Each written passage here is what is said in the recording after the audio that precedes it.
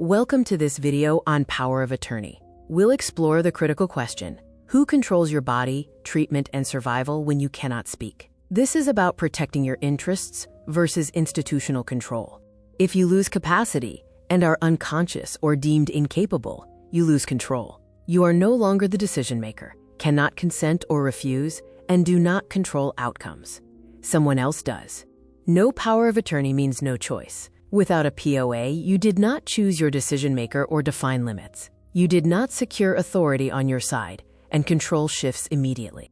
Decisions will be made by those with legal authority. These individuals are accountable to institutional priorities, policies, and risk, not to your individual interests. In Ontario, under the Healthcare Consent Act, a substitute decision maker, or SDM, acts for you. They can give or refuse consent and can even withdraw treatment already started. SDM decisions often include life-sustaining treatments like ventilators, feeding tubes, and other life support measures. These are truly life and death decisions. The Supreme Court confirmed in Cuthbertson v. Rassouli, SCC 2013, that consent is required to withdraw life support.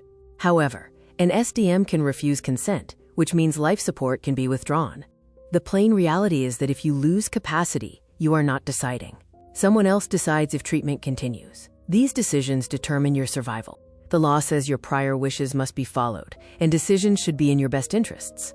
The reality is that you are not there to enforce this, and others interpret and act. The system may state that decisions were made in your best interest, but the reality remains that you are not deciding, and others define what your best interest means. Without a POA, your voice is replaced. Someone else gives consent, may not know your wishes, or may defer to the system or be under pressure. Decisions move forward without you. Family is not enough. Without legal authority, family members' influence is limited and can be overridden. They cannot always stop decisions. Authority matters. Do not ignore the motivations behind system decisions. These involve resource allocation, protocols, system pressures, and organ donation systems alongside care. This matters because when decisions are made, you cannot question, verify, or refuse them. Decisions proceed without you. The core risk is that any system making life and death decisions can create motivations not centered solely on you. You do not need to prove intent for this to happen. A power of attorney for personal care, or POA, acts as a counterbalance. It grants legal authority to your chosen advocate to act, say yes or no, refuse or demand treatment, and challenge decisions. Without a POA, you have no guaranteed advocate.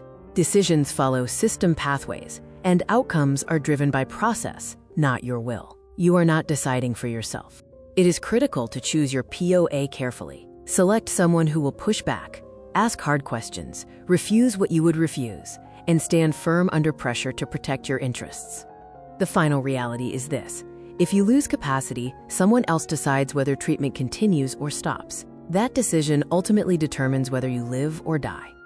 The bottom line is that the power of attorney determines who makes that critical decision, either you or someone you did not choose. There is no middle ground. We've covered the critical reasons to have a power of attorney for personal care. The decision is ultimately yours.